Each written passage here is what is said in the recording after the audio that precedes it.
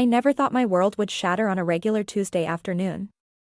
But that's the thing about life-changing moments, they don't wait for special occasions. My name is Avery, and I was 17 when my mother decided to rewrite our entire lives without bothering to use a pencil first. I remember walking up our cracked driveway after school, my backpack heavy with AP calculus homework, when I noticed an unfamiliar black SUV parked in my dad's old spot. Nobody had parked there since he passed away last year. Mom had been pretty clear about keeping that space empty, like some sort of memorial. The front door was unlocked, which was weird because Mom usually worked late at the hospital. As soon as I stepped inside, I heard laughter coming from our kitchen, not just Mom's, but other voices too. Male. Female. Strangers. Avery. Perfect timing. Mom called out. She appeared in the hallway, practically glowing. I hadn't seen her smile like that since before Dad got sick. Come meet everyone. Everyone? Since when did we have an everyone? I followed her into the kitchen, where a tall man in an expensive-looking suit was leaning against our counter like he owned it. Next to him stood a girl maybe 3 years younger than me, wearing the kind of clothes I could only window shop at the mall. Honey, this is Ethan, Mom said, practically bouncing on her toes. And his daughter, Chloe. Ethan stepped forward, hand extended.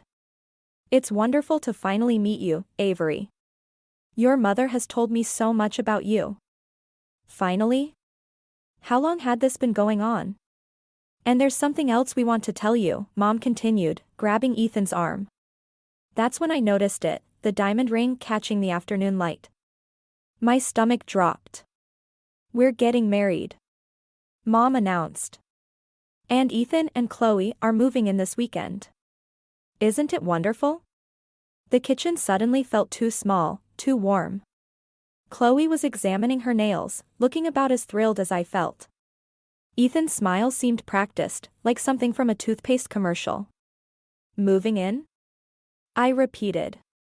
This weekend? I know it seems sudden, Mom said, her smile faltering slightly. But when you just know. Right, honey. She looked at Ethan adoringly. Absolutely, he agreed, kissing her cheek. And Avery, I want you to know that I'm not trying to replace your father. I just want to make your mother happy and hopefully become a friend to you. Friend? My father's body wasn't even cold in his grave, and this stranger was standing in our kitchen, wearing my dad's smile. Planning to sleep in my dad's bed. Where's Chloe staying?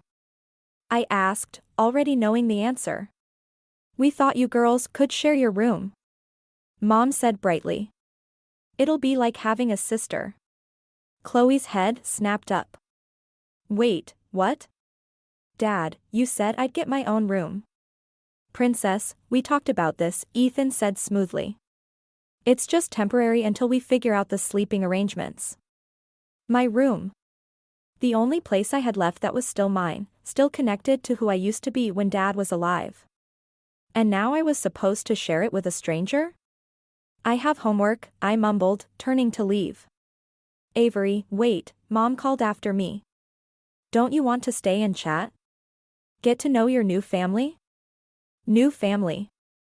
The words hit me like a physical blow. I already had a family, I said quietly, not turning around. And Dad's only been gone 14 months. I heard Mom's sharp intake of breath, followed by Ethan's murmured consolations. As I climbed the stairs to my room, our room now, I guess, I could hear them all down there, planning their perfect new life together. I sat on my bed, staring at the photo of Dad and me from my 16th birthday. He was smiling, really smiling, not that fake toothpaste commercial smile Ethan had perfected. My phone buzzed. A text from Grandpa Walter, how was school today, kiddo? I looked at the message for a long moment, then started typing, Grandpa, can I come over? I need to talk to you about Mom. Grandpa Walter's house always smelled like old books and coffee. It was the one place that still felt like home since Dad died, and as I sat in his worn leather armchair, clutching a mug of hot chocolate, I could almost pretend everything was normal. She didn't even ask me, Grandpa, I said, watching him settle into his usual spot by the window. One minute I'm thinking about calculus, the next I've got a whole new family. He adjusted his reading glasses, his eyes kind but concerned. Your mother's always been impulsive when she's hurting. Remember the time she bought that ridiculous sports car after your grandmother passed? At least the car didn't try to take over my bedroom, I muttered. A week had passed since Ethan and Chloe moved in, and everything felt wrong. The house was filled with unfamiliar sounds, Chloe's loud phone conversations, Ethan's business calls. The constant rearranging of furniture to accommodate their belongings. How's the room-sharing situation working out? Grandpa asked. I pulled out my phone and showed him a picture. She's taken over 3/4 of the closet, covered every surface with her makeup, and plays these weird ASMR videos to fall asleep. ASMR? Trust me, you don't want to know. The front door chimed, and Mom walked in without knocking. She never did anymore, even though this was her father's house. I thought I'd find you here, she said, her smile tight. Honey, we're having a family dinner tonight. Ethan's bringing his parents over. I have a calc test tomorrow, I said, not meeting her eyes. Avery, please. This is important to me. She turned to Grandpa. Dad, you should come too. It would mean a lot to have everyone there. Before Grandpa could respond, voices drifted in from outside. Through the window, I saw Ethan and Chloe walking up the path to the house. They weren't supposed to be here. I just wanted to see the property, Ethan was saying as they entered. Walter, your house is beautiful. Such potential. Potential? Something in his tone made me sit up straighter. Thank you, Grandpa said carefully. It served me well these past 30 years. Have you ever thought about selling? Ethan asked, his eyes scanning the room like he was taking inventory. The market in this area is incredible right now. Mom shot him a warning look. Ethan, we talked about this. About what? I asked, looking between them. Nothing, sweetheart, Mom said quickly. Ethan's just interested in real estate. But I saw the way Ethan's hand rested possessively on Mom's waist, the way she wouldn't meet Grandpa's eyes. Something was happening here that nobody wanted to tell me. Actually, Ethan continued, ignoring Mom's attempt to change the subject, I know a developer who'd be very interested in this location. The lot size alone. This house isn't for sale, I interrupted, my voice sharper than I intended. Of course not, Mom said soothingly. Nobody's selling anything. Now, about dinner tonight. I think I heard you wrong earlier, Grandpa said, his voice unusually stern. It sounded like you were suggesting I sell my home. The room grew tense. Chloe, who had been texting in the corner, finally looked up, sensing the shift in atmosphere. Dad, Mom said, we should discuss this later. Discuss what? I demanded. What's going on? Ethan cleared his throat. We're just exploring options. With the wedding coming up, we thought it might be nice to pool our resources. Maybe find a bigger place where we could all live together.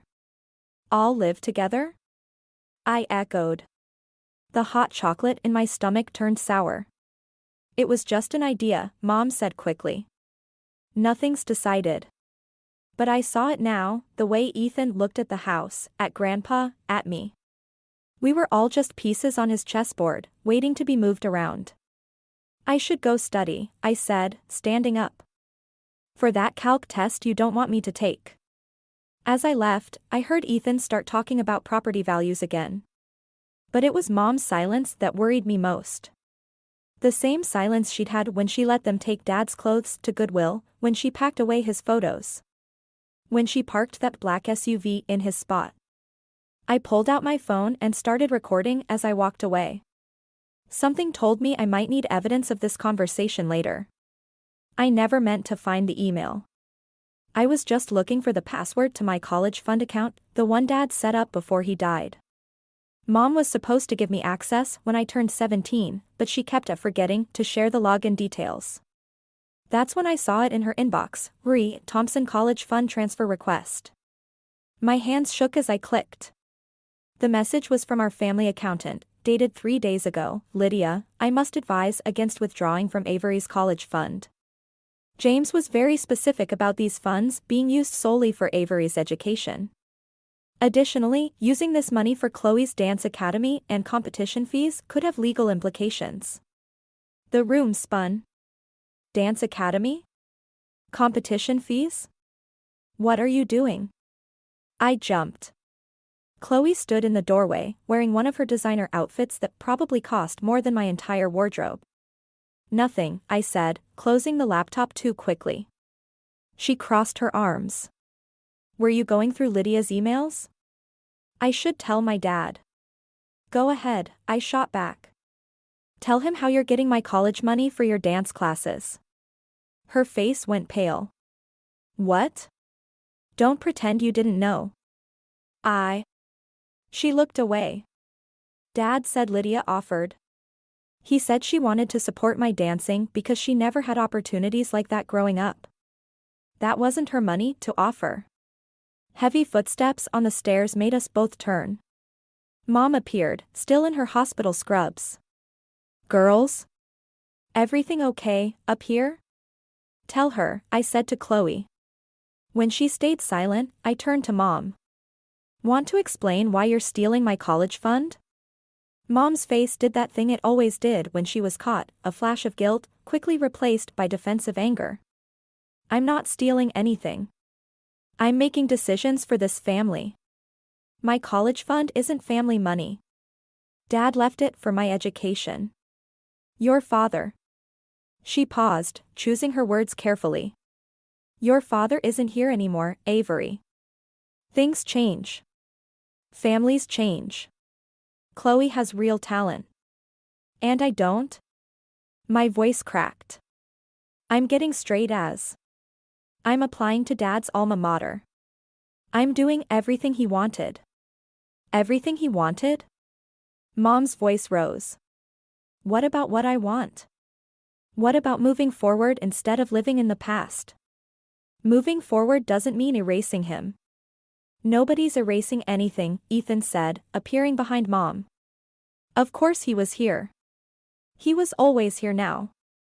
We're just trying to build something new. Together. By stealing my future?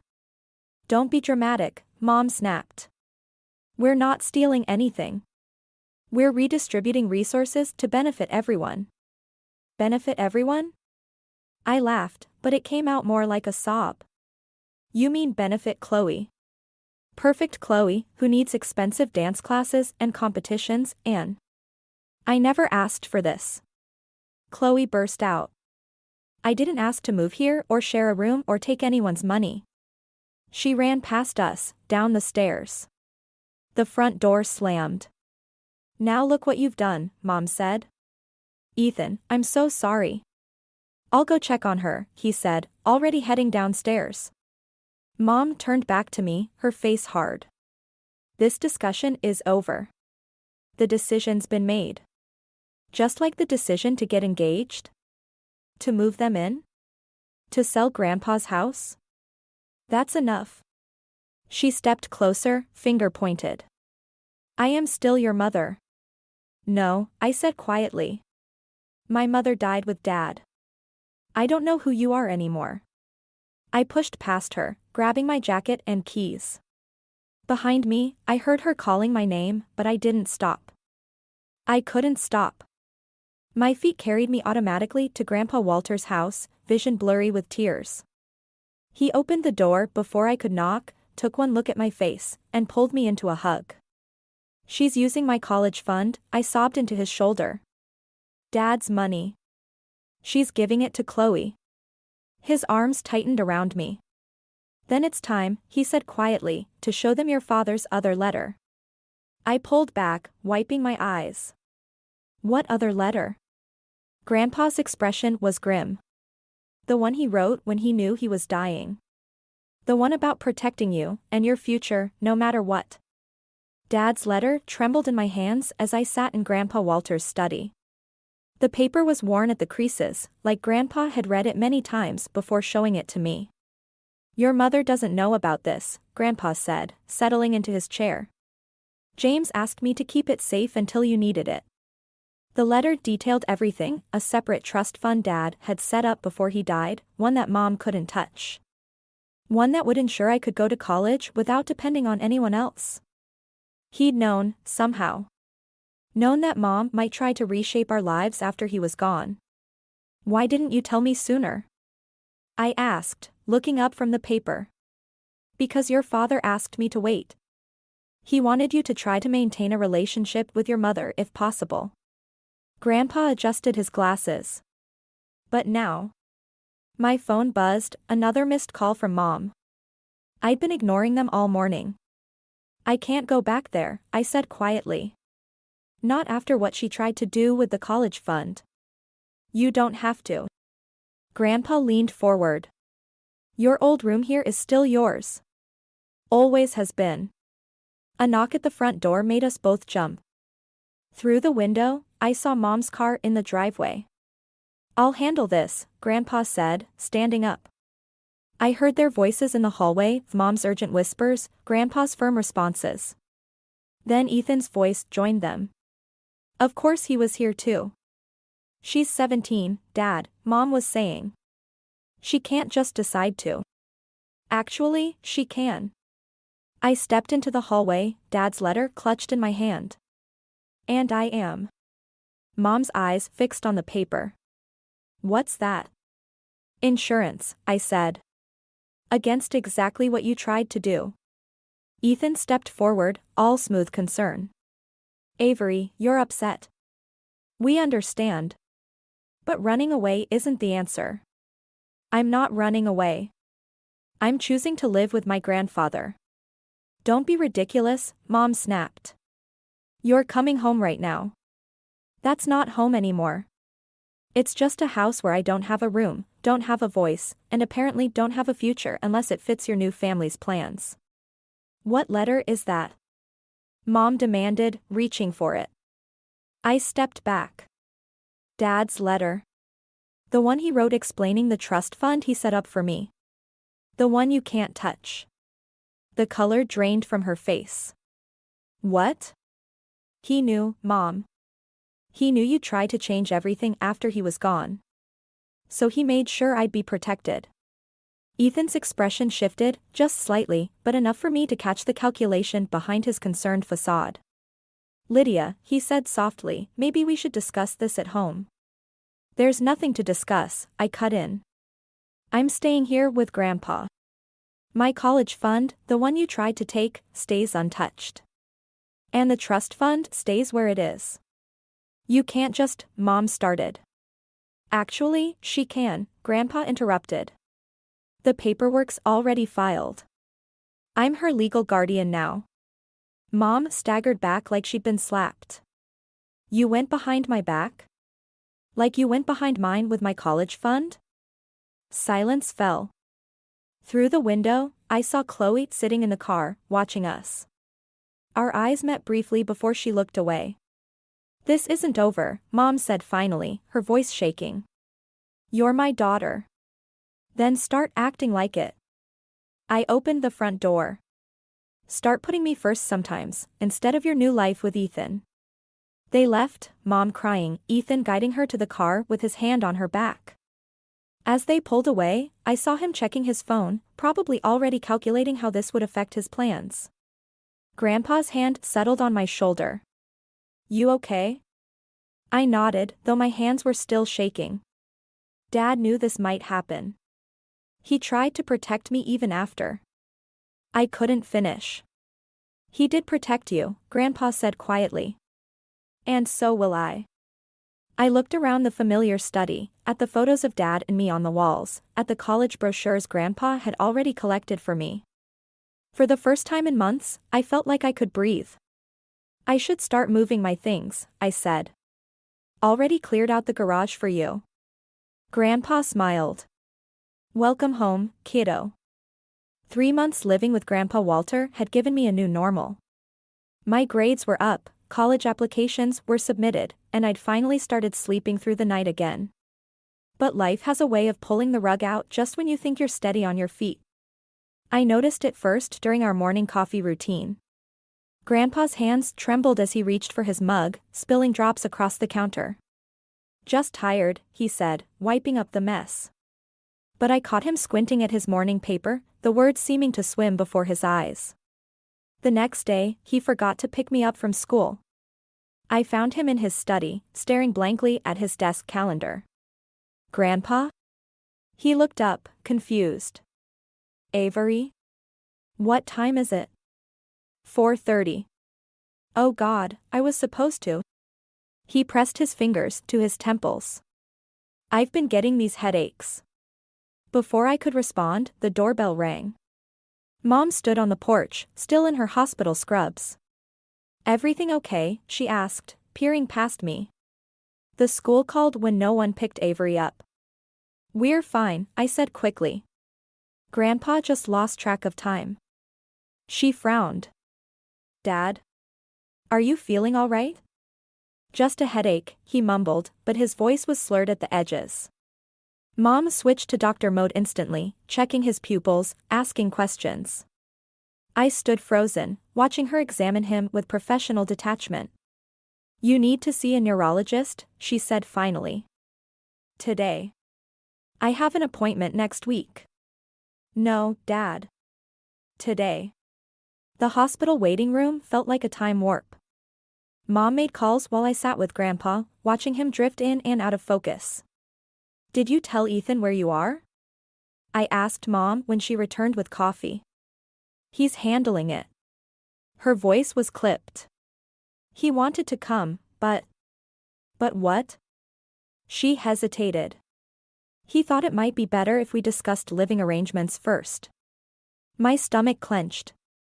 Living arrangements? "Avery, if your grandfather needs care." "He has care. He has me." "You're 17. You can't." "Watch me." Grandpa stirred. "Stop fighting," he mumbled. "Please." The doctor's words blurred together, mass. Tests. Treatment options. I caught fragments through the roaring in my ears, advanced stage, and aggressive growth, and a quality of life decisions. Mom gripped Grandpa's hand while he nodded calmly, like they were discussing the weather instead of his brain tumor. Later that night, I found a text from Chloe. "Dad's already talking about selling the house. Says it's for the best." "I'm sorry." I deleted it without responding. "We should discuss options," Mom said over dinner, hospital cafeteria sandwiches that tasted like cardboard. "I'm not leaving him," I said. "Of course not. But maybe it's time to come home. All of us. We could convert the den into a sick room. So Ethan can watch Grandpa die while he plans to sell his house? That's not fair. None of this is fair." My voice cracked. A nurse glanced our way, and I lowered it. "First Dad, now Grandpa.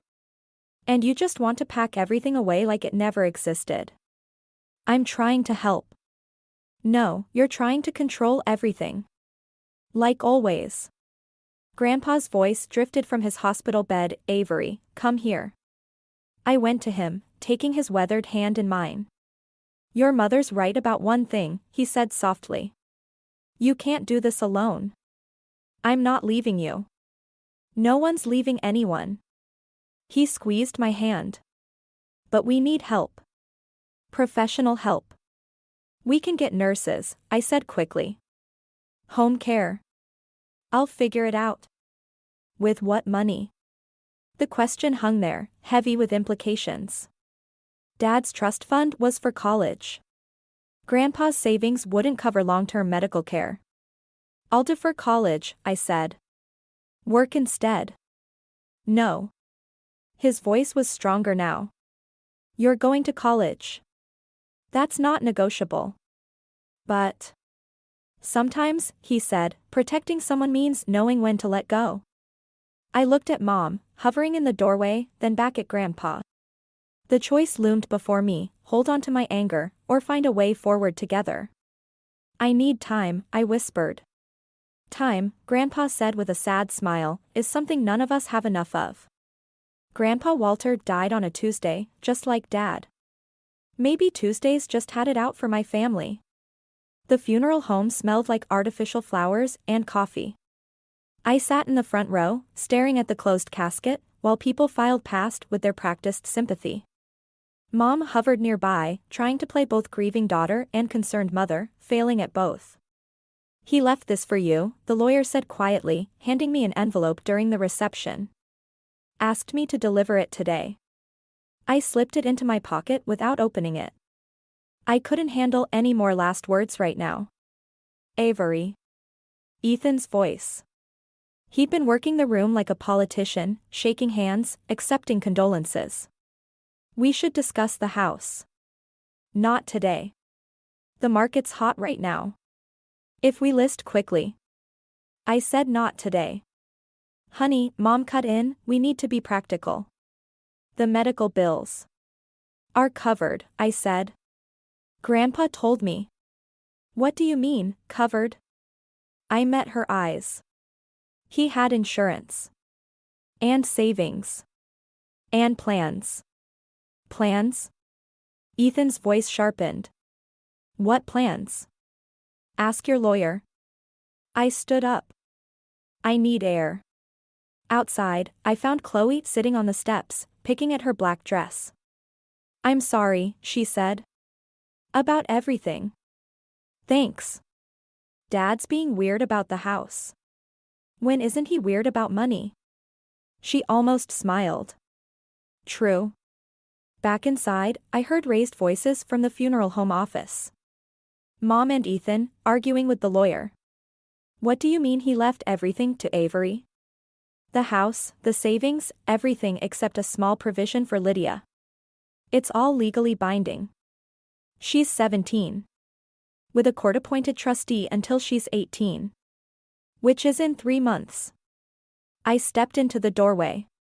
Mom's face was flushed, Ethan's carefully constructed mask cracking. "You knew about this?" Mom demanded. "Grandpa told me last week. In the hospital, between morphine doses. He wanted to make sure I'd be okay." "You're not okay." Mom exploded. "You're 17. You need your mother. Like you needed yours? Before you let Ethan talk you into selling her jewelry?"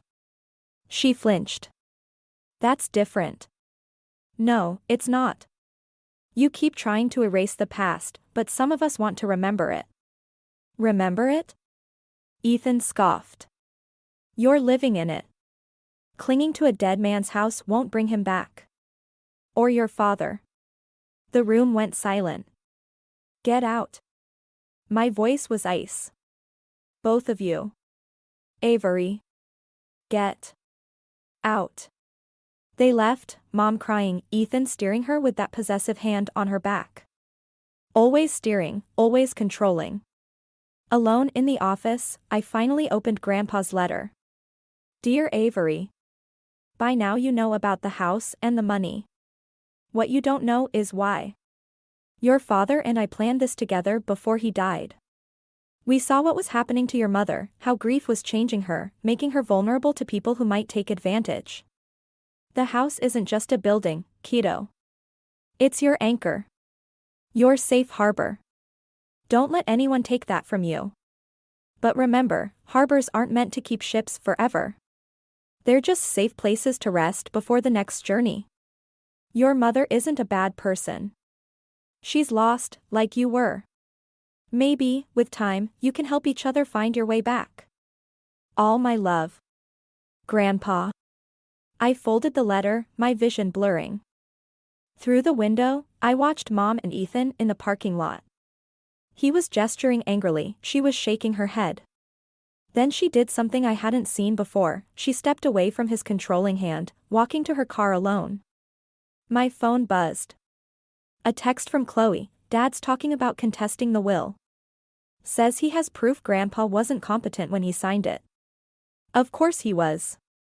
Even now, Ethan was plotting, scheming, trying to take what wasn't his. I touched the letter in my pocket. Safe harbor, Grandpa had said. But sometimes, to keep a harbor safe, you have to weather one last storm. Looking at the lawyer's business card, I made a decision. It was time to show Ethan exactly what kind of storm he'd sailed into. The locksmith finished his work just as Ethan's BMW pulled into the driveway. Perfect timing. "This is private property," I called from the porch. "You're not welcome here." Ethan stepped out, straightening his tie. Always dressed for business, even when trying to steal someone's home. "Actually, I have documentation suggesting otherwise." He pulled out a folder. Even from here, I could see my grandfather's signature, shaky, barely legible, dated during his final hospital stay. "Amazing what people will sign when they're on morphine," I said. "Your grandfather was perfectly lucid." Ethan smiled that toothpaste commercial smile. "The witnesses will testify to that." "What witnesses?" "The nurses you bribed?" His smile flickered. "You should be careful making accusations like that." "Like the accusations you made about Grandpa's mental state? The ones you threatened to take to court?" Movement caught my eye. Mom's car pulling up, Chloe in the passenger seat. "They weren't supposed to be here." "I brought reinforcements," Ethan said smugly. "Your mother agrees the house should be sold. For everyone's benefit." Mom stepped out, looking uncertain. "Avery, please. We need to talk about this rationally." "Rationally?" I pulled out my phone. Like how Ethan rationally discussed selling Grandpa's house while he was still alive. I pressed play on the recording from that day in Grandpa's study. Ethan's voice filled the air. "The old man's dying anyway. Once he's gone, we'll contest whatever will he's got. No judge will side with a teenager over her mother." Mom's face went white. Chloe stepped away from her father, moving closer to the porch where I stood. "You recorded me?" Ethan's mask cracked. "That's illegal." "In this state?" "Only if both parties don't know they're being recorded." "Grandpa knew. He wanted evidence of who you really are." "Dad?" Chloe's voice was small. "What's he talking about?" "About contesting the will before." "Stay out of this, princess." "Don't call me that." She climbed the porch steps, standing beside me. "Not after what you did to Mom's inheritance when she died." Ethan's face darkened. "Chloe." "Tell them," she said. "Tell them what you did to Mom's money. The money that was supposed to be for my college." Mom turned to Ethan. "What is she talking about?" "Nothing. She's confused." "I saw the papers," Chloe continued. "The ones you hide in your desk. Mom left me a trust fund, just like Avery's dad did for her. But you spent it all on your investments." The silence that followed was deafening. "Is this true?" Mom asked. "Lydia, don't let them manipulate you. Answer the question." His mask finally shattered. "Everything I did for us. For our future." "No," Mom said quietly. "You did it for yourself. Just like you're doing now." She walked up to the porch, past Ethan's reaching hand. For the first time in months, she really looked at me. "I'm sorry," she whispered. "I've been so blind." "We're not done here," Ethan called. "I'll take this to court." "With what evidence?" I held up my phone. "The recording of you plotting to steal from a dying man? Or maybe Chloe's trust fund papers?" "You wouldn't dare. Try me." He looked between us and me, Mom, Chloe, seeing his carefully constructed plan crumbling. Without a word, he got back in his BMW and drove away. Mom touched my arm hesitantly. "Can we talk?" "Really talk?" I looked at the new locks on Grandpa's door, my door now. Safe harbor, he'd called it. But harbors weren't meant to keep ships forever. "Coffee?" I offered. "I think there's some of Grandpa's blend left." Mom smiled through her tears. "I'd like that." Chloe hung back. "I should go." "Stay," I said. "We have plenty of rooms here. If you want one." As we went inside, I felt the weight of Dad's letter in my pocket, Grandpa's words echoing, sometimes protecting someone means knowing when to let go. But maybe it also means knowing when to let them back in. 1 year later, I stood in Grandpa's study, my study now, holding my college acceptance letter. Dad's alma mater. Full scholarship. Everything they'd wanted for me. The house had changed over the past year, but not in the ways Ethan had planned. Instead of being sold off, it had become something new, a safe harbor for more than just me. Chloe lived in what used to be Grandpa's guest room, her dance trophies mixing with his old books. After the custody battle, she'd chosen to stay here with us. Turned out she had her own trust fund lawyer, one who helped her recover what Ethan had taken. Is that it? Mom asked from the doorway. She came over 3 times a week now, slowly rebuilding what we'd lost. The letter from Stanford? I nodded, running my fingers over the embossed letterhead. Your father would be so proud, she said softly. Both of them would. The doorbell rang. Probably the realtor, not for this house, but for Mom's. She was finally selling it, moving into the small cottage down the street. Close enough to visit, far enough to give us space. I'll get it, Chloe called from downstairs. I placed the acceptance letter on the desk, next to the last photo taken of Dad, Grandpa, and me together. They were both smiling, real smiles, not the kind Ethan had perfected. Have you heard from him? I asked Mom. She shook her head. Not since the divorce. Last I heard, he was in Seattle, trying to convince some tech startup to hire him. Good riddance, Chloe said, returning with a package. This came for you, Avery. The return address made my heart skip, Dad's old law firm. Inside was a letter, dated just weeks before he died. Dear Avery. If you're reading this, it means you're about to start college. Your grandfather promised to hold this letter until then. By now you've probably faced challenges I couldn't protect you from. You've probably had to make hard choices about forgiveness, justice, and what family really means. Remember what I told you about harbors? They're not just safe places to rest, they're where journeys begin. Your journey is just starting, kiddo. The house is yours now, to do with as you choose. But I hope you'll consider what you've built there, not just a shelter from storms, but a place where broken things can heal. I'm proud of you, not just for what you've achieved, but for who you've become. Love. Dad. I looked around the study, seeing it through new eyes. The desk where Chloe did her homework. The chair where Mom sat during our weekly dinners. The walls that had witnessed both endings and beginnings. You okay? Mom asked. Yeah, I said, surprised to find it was true. Just thinking about harbors. What about them? How they're not just about protecting things. They're about launching them too. Chloe picked up my acceptance letter.